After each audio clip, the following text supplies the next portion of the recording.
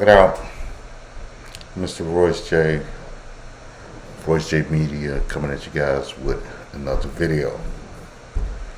And in this video, I would like to talk about some of the goings-ons in the manosphere, particularly the hot topic is the KSamuels versus Nicki Minaj interview.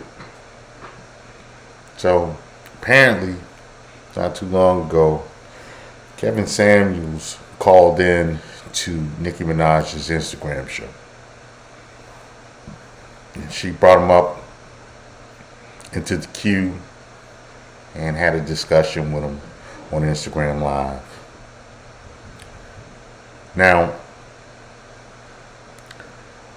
there's a lot of commentary out there about that interview. And, some of it was very supportive of how the interview went down.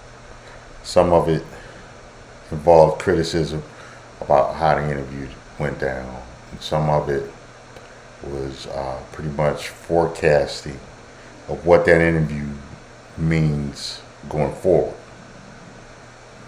Well, I have my own take of what I saw of the video, because I saw it, and how Kevin handled it is how he handled it. I'm pretty sure he had a plan. He had his own views of how it went and why he did what he did, and it was what it was. As far as people supportive of the videos, I can understand why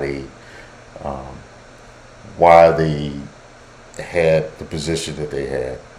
Okay, I get it. I can see that. They said it would be bigger exposure for the black manosphere, which yeah, okay. I mean, yeah. They say that there's no such thing as bad attention. That all attention is good attention. The only bad attention is no attention at all. Okay. All right. If you look at it from that perspective, then yes, definitely, there will be attention on the manosphere, and it will cause the manosphere, the black manosphere, to grow. I have to differentiate, because there is a manosphere which includes the manosphere in its entirety, and then there's the specialty group, the black manosphere, which is like really the corner store of the manosphere. To put it bluntly, and most of the discussions that occur in the greater manosphere deal with dealing with women, dealing with the family court system, dealing with generalized misandry and attacks on masculinity in the media. And the black manosphere deals with all of that same stuff to a lesser extent, and mostly focuses on how to get these bitches. How we gonna get these bitches? It seems like all the vast majority of the conversations is how to get females to act right, how to get a woman to act right.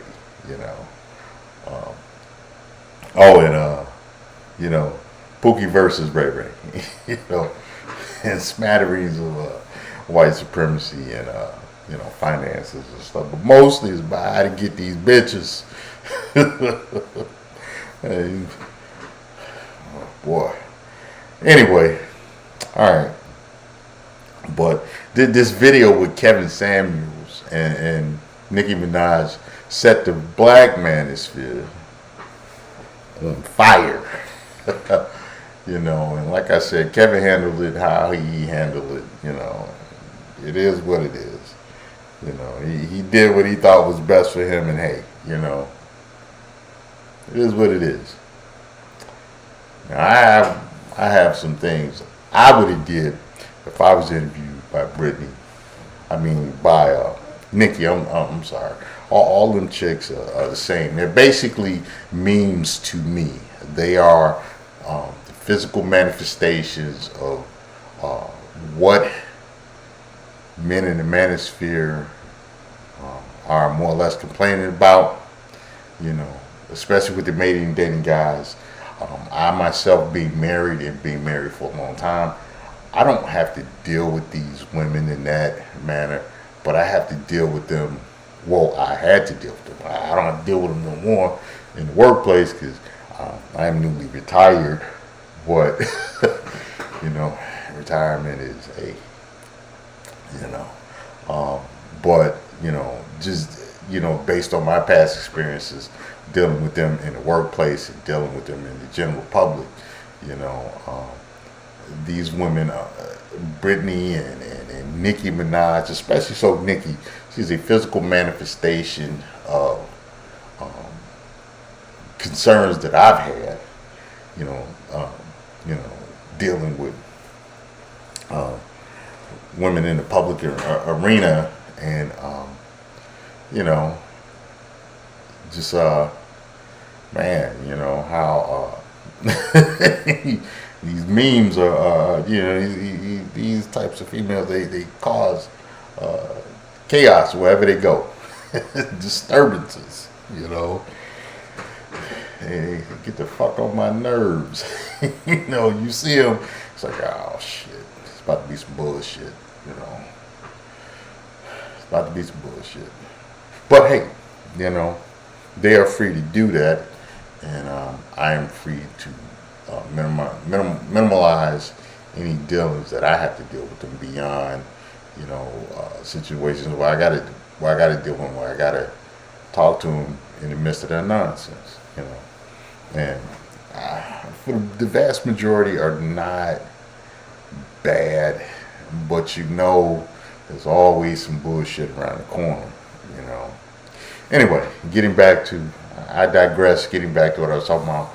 Talking about Nikki being a manosphere meme, being a black manosphere meme.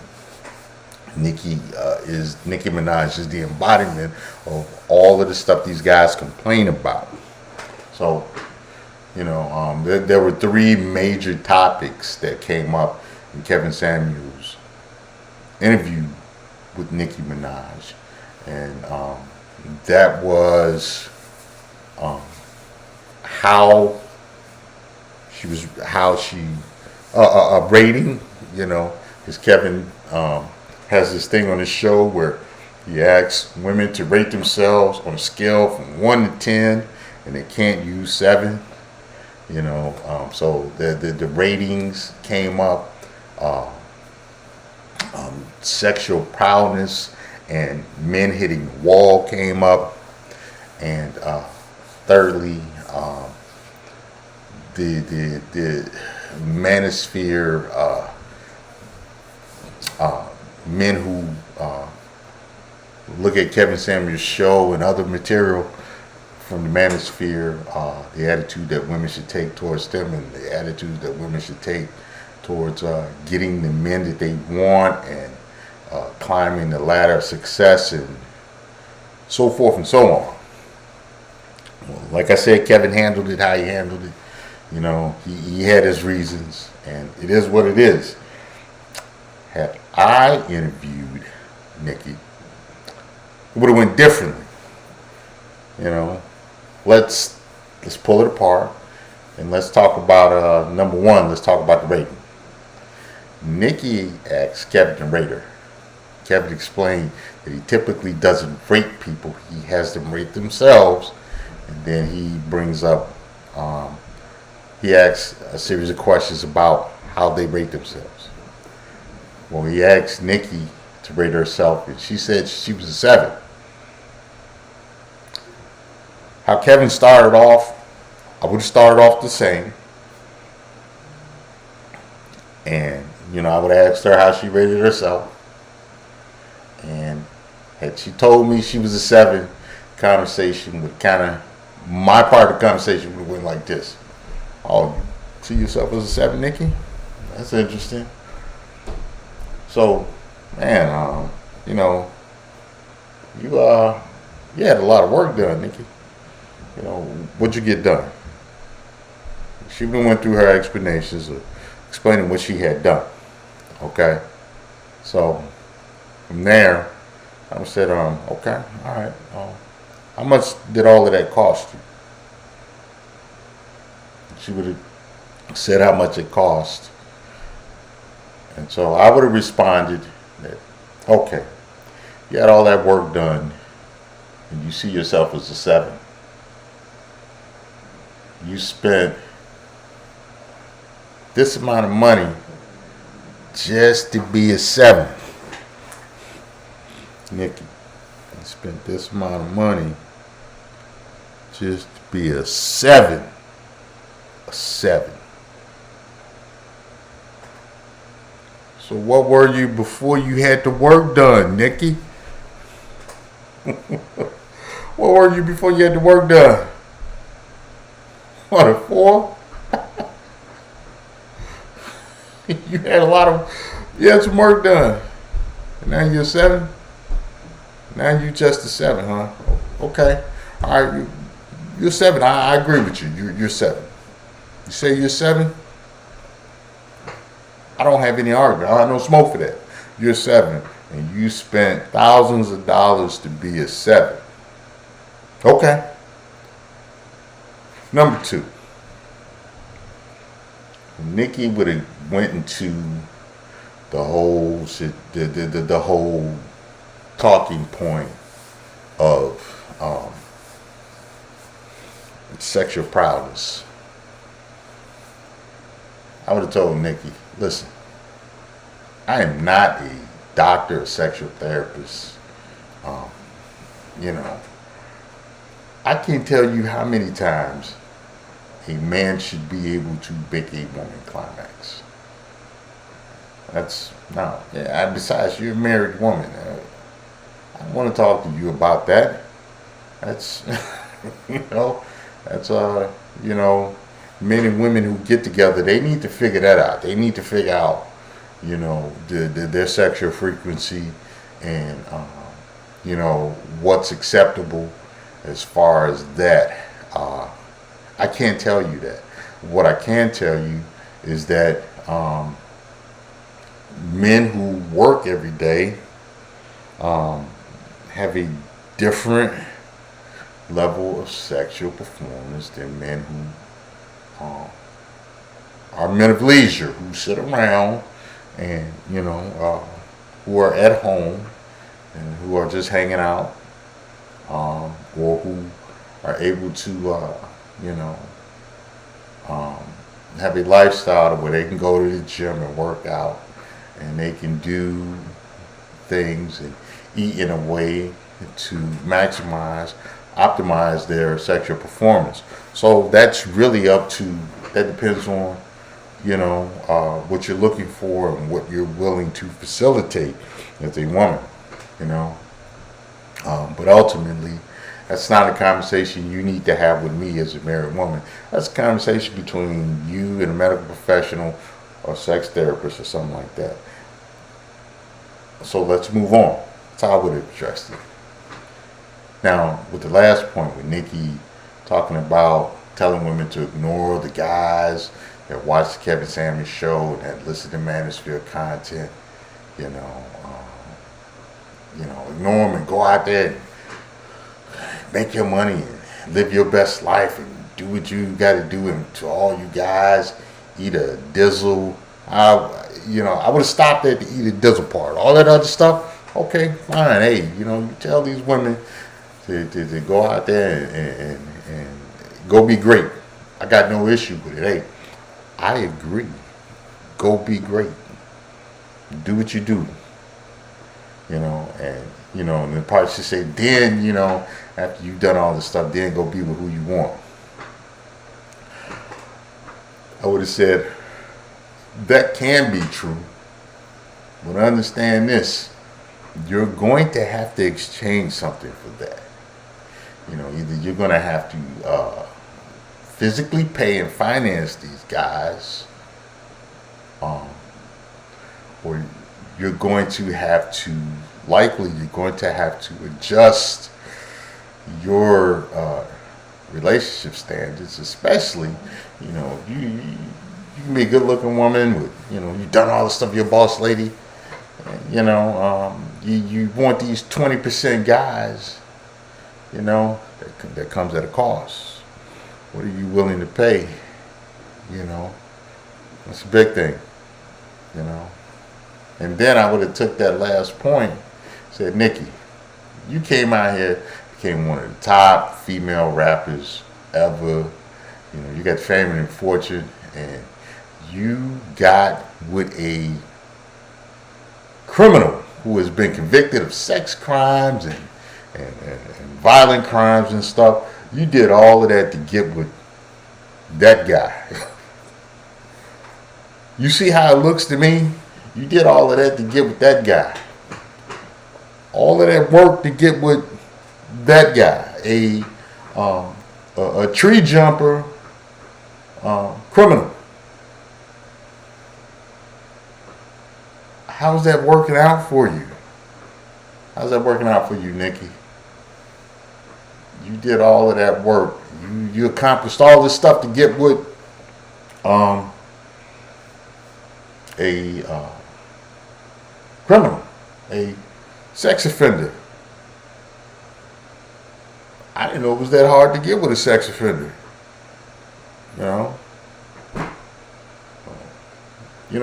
Nikki, you got to understand, you the breadwinner in that relationship.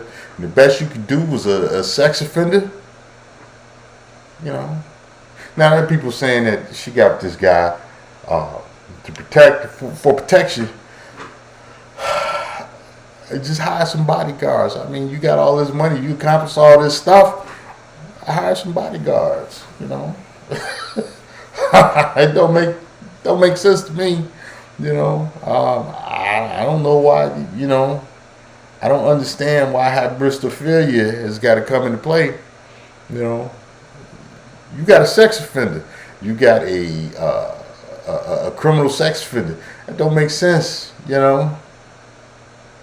Who you got to talk to, because there's issues with your sexual satisfaction, possibly with that guy. Hey, you're gonna do all that work for that, Nikki, for that. You see how it looks to me? Well, anyway, that's how I would have handled the interview. I would have pissed off. I'm quite sure a lot of guys would have pissed off. I wouldn't have went in hard on her, but because what I just explained is not really going in on her hard. It's really not. I mean, I can be very brutal. I can be very surgical and very brutal. But that's pretty much the gist of how I would have dealt with her. I would have been cool, but I would have kind of put her nonsense back in her lap. I would have put that back on that table, that they like talking about what you bring to the table. Like, I bring, I'm serving up all that nonsense you're talking. I'm putting that on the table so you can taste it. See what you made of your life. That's how I would have dealt with it. Anyway, it is what it is. All right. Well, I'm gonna cut this video. I'm gonna end this video right here. This is Mr. Royce J of Royce J Media. Like, share, and subscribe. Be on the lookout for another video where I'm going to be giving my perspective on some other stuff. My next video is going to be about this whole Pookie and Ray Ray nonsense that these guys like to, every year around the same time, they like to talk about the same nonsense. Pookie, Ray Ray, and now apparently they done got glizzies involved. Those who, those of you who understand, the common folk lingo, you know exactly what a glizzy is. You know, it's funny. You got certain content creators talking about how they read all of the books on female anatomy. You know, he's shaming Pookie on Pookie's sexual problems. So we're gonna get into that in the next video. Anyway, this is Mr. Royce J. Royce Media, and I'm out.